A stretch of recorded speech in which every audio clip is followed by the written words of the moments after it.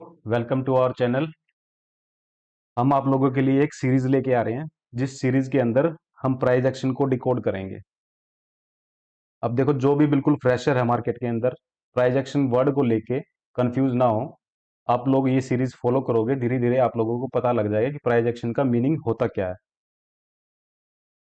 अब देखिए गाइज, मैं कुछ डिस्क्लेमर पहले ही दे देता हूँ। रिसेंटली हम लोग ना तो सेबी रजिस्टर्ड हैं और ना हम कोई टिप वगैरह या कॉल वगैरह देंगे। अगर आप लोग इस सीरीज को फॉलो करते हो, जो कि एजुकेशनल पर्पज के लिए हम लोग रिलीज कर रहे हैं, तो आप लोग खुद इतने कैपेबल हो जाओगे कि आप लोग अपनी ट्रेडिंग जर्नी को एंजॉय कर पाओ। अब देखिए दोस्तों, ये सीरीज रहने कैसे वाली है। सीरीज में दो पार्ट चलेंगे। एक तो आपके स्किल को डेवलप करने के लिए, दूसरा साइकोलॉजी को लेके आपका स्ट्रॉन्ग माइंडसेट कैसे रहे। अब ऐसा नहीं है कि स्किल के लिए अलग वीडियो रहेंगी या साइकोलॉजी के लिए अलग वीडियो रहेंगी। ये एक ही वीडियो में सेम पैरेलल चलेंगी दोनों चीजें। एक बात और, इन वीडियोस के थ्रू जो पर्सन पहले से मार्केट में एक्टिव हैं, वो अपने स्किल में कुछ ना कुछ ऐड ऑन कर पाएंगे और मार्केट में एक देखने का नजरिया बिल्कुल ही चेंज कर पाएंगे। और जो पर्सन बिल्कुल फ्रेश हैं, वो लोग इन वीडियोस के थ्रू एक स्किल डेवलप कर पाएंगे और साथ साथ एक स्ट्रॉन्ग माइंडसेट डेवलप कर पाएंगे। और उन लोगों का मार्केट में देखने का नजरिया बिल्कुल ही चेंज हो जाएगा। तो चलो धीरे धीरे स्टार्ट करते हैं। अब देखिए, किसी भी चार्ट को एनालाइज करने के लिए हमारे पास दो तरीके होते हैं। एक होता है फंडामेंटल, एक होता है टेक्निकल। अब देखिए, फंडामेंटल और टेक्निकल में हम लोग यूज क्या करेंगे। हम लोग सिर्फ और सिर्फ टेक्निकल पे फोकस करेंगे। फंडामेंटल में जो भी कुछ चीजें होती हैं, हमारा उससे कोई लेना देना नहीं है।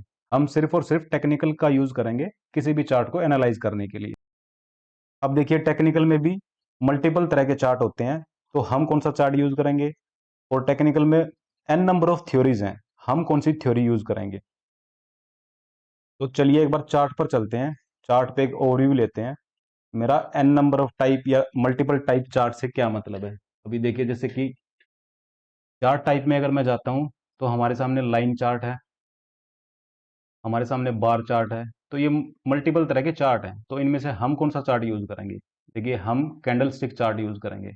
अब कैंडल स्टिक चार्ट ही क्यों यूज कर रहे हैं, क्योंकि कैंडल स्टिक चार्ट से हमें एक प्रॉपर आइडिया लगेगा किसी भी स्टॉक के अंदर कहां पर एंट्री लें, कहां पर एग्जिट करें और टारगेट कहां के लिए रखें,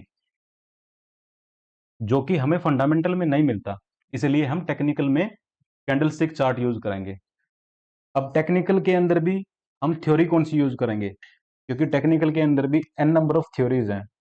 तो बेसिकली हम लोग demand and supply theory use करेंगे। अब देखिए, डिमांड एंड सप्लाई थ्योरी क्यों, क्योंकि हमारा ये मानना है जितनी भी थ्योरीज निकली हैं, वो लगभग कहीं ना कहीं डिमांड एंड सप्लाई से ही निकली हैं। जैसे हमारी संस्कृत भाषा में ज़्यादातर लैंग्वेज संस्कृत से ही निकली हैं, तो हम भी ये मानते हैं कि डिमांड एंड सप्लाई थ्योरी से सारी की सारी ये थ्योरीज निकली हुई हैं। इन सभी की root cause demand and supply हैं। तो क्यों ना हम डिमांड एंड सप्लाई को स्टडी करें और हम लोग ज़्यादा से ज़्यादा फोकस इसी चीज़ पे करेंगे। देखिए, हमारे सामने कैंडल स्टिक चार्ट है। अब जो लोग बिल्कुल बिगनर हैं, आप लोगों को क्या दिख रहा है सामने, कुछ ग्रीन कलर और कुछ रेड कलर। ये क्या सिग्निफाई करती हैं। अब देखिए, ग्रीन कलर साथ में जो कैंडल बनी है, वो सिग्निफाई करती है किसी भी स्टॉक के अंदर आज के दिन पर्टिकुलर डे के लिए बाइंग हुई है। अब मैं डे क्यों बोल रहा हूं, क्योंकि मेरे सामने डेली की कैंडल खुली है ये, यानी कि आज के दिन स्टॉक में जो कुछ हुआ वो पर्टिकुलर डे के लिए हुआ। अब रेड कैंडल क्या सिग्निफाई करती है। रेड कैंडल सिग्निफाई करती है कि आज के दिन किसी भी स्टॉक के अंदर सेलिंग हुई है। अब देखिए, बाइंग, ग्रीन कैंडल के अंदर बाइंग और रेड कैंडल कैंडल के अंदर सेलिंग, इससे मेरा क्या मतलब है। मान के चलिए, आज कोई भी स्टॉक पर्टिकुलर डे के लिए किसी प्राइस पॉइंट पर ओपन हुआ और ओपन होने के बाद उसने एक पॉजिटिव डिस्टेंस ट्रेवल किया और वो पॉजिटिव डिफरेंस के साथ ही क्लोज हो गया।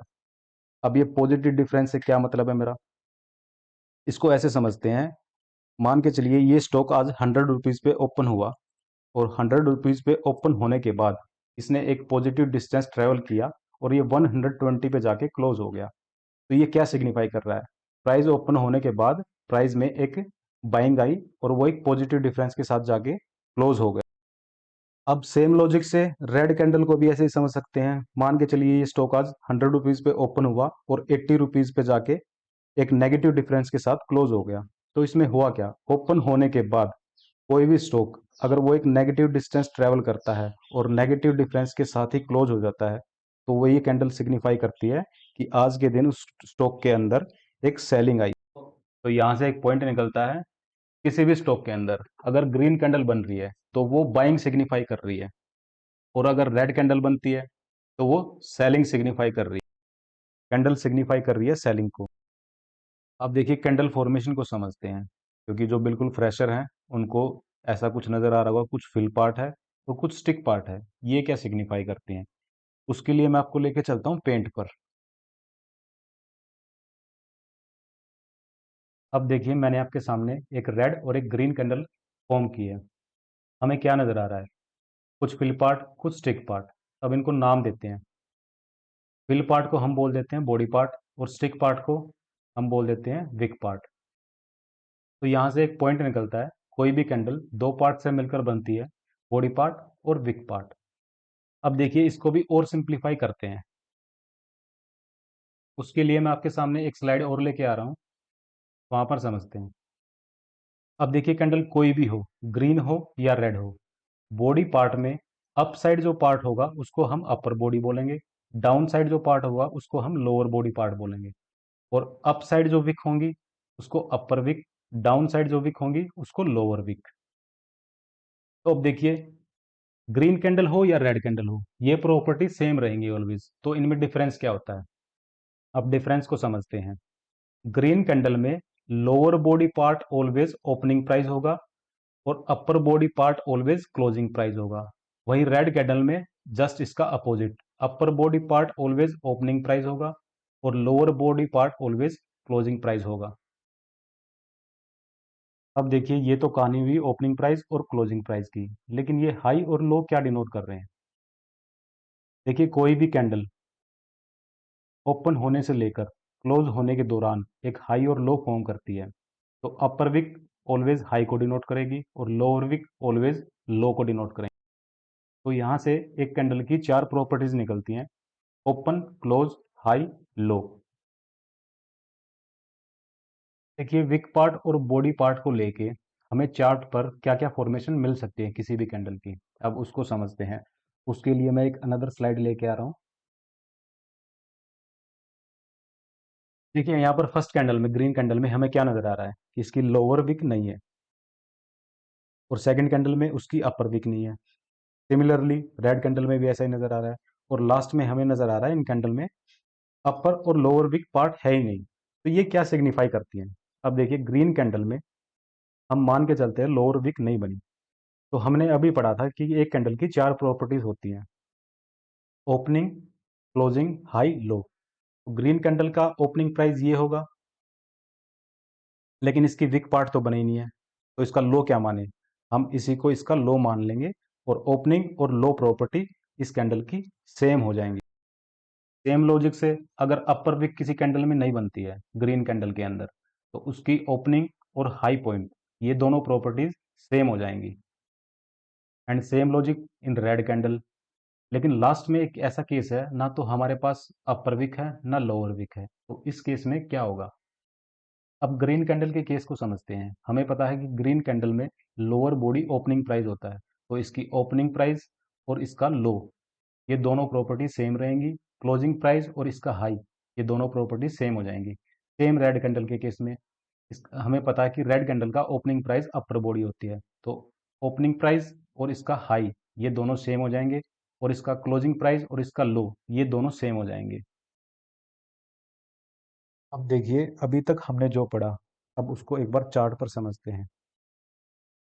जैसे अब ये ग्रीन कैंडल है हमारे पास, इसमें विक पार्ट भी है और बॉडी पार्ट भी है। अगर इसकी हम प्रॉपर्टी चेक करें तो देखिए ओपनिंग प्राइस भी शो हो रहा है, क्लोजिंग प्राइस भी, हाई भी और लो भी। ऐसे ही अगर कोई रेड कैंडल समझते हैं, जैसे इसको समझे, तो ओपनिंग प्राइस भी, क्लोजिंग प्राइस भी, लो और हाई सभी मेंशन हो रहे हैं। लेकिन हमने जो कुछ केस पढ़े थे कि किसी किसी कैंडल में मान के चलो कि विक पार्ट नहीं है, अपर विक या लोअर विक, अब उनको समझते हैं, उनमें वो प्रॉपर्टीज कैसे डिफर करेंगी। अब हमारे सामने ये ग्रीन कैंडल है, इसमें लोअर विक नहीं है। अब हमने क्या पढ़ा था अभी तक, अगर किसी ग्रीन कैंडल में लोअर विक नहीं है तो उसका ओपनिंग और उसकी लो प्रॉपर्टी सेम रहेंगी। चलो अब उसको चेक करते हैं। देखिए, ओपनिंग और लो प्रॉपर्टीज बिल्कुल सेम है। सेम किसी रेड कैंडल के केस में इसकी ओपनिंग और इसकी हाई दोनों प्रॉपर्टीज ऑलमोस्ट सेम है। अब कोई ऐसी कैंडल देखते हैं जिसकी अपर विक और लोअर विक है ही नहीं, जैसे ये रही हमारे सामने ग्रीन कैंडल। तो ग्रीन कैंडल के केस में क्या होगा, इसकी ओपनिंग और इसका लो, इसकी क्लोजिंग और इसका हाई, ये दोनों प्रॉपर्टीज सेम रहेंगी। अब चेक करते हैं। देखिए, ऑलमोस्ट सेम है ना, बिल्कुल सेम है। तो गाइज, हमने अभी तक जो पढ़ा, आई थिंक मैं आपको क्लियर कर पाया हूँ। आज के लिए सिर्फ इतना ही। नेक्स्ट वीडियो में फिर मिलते हैं। Till then, bye bye.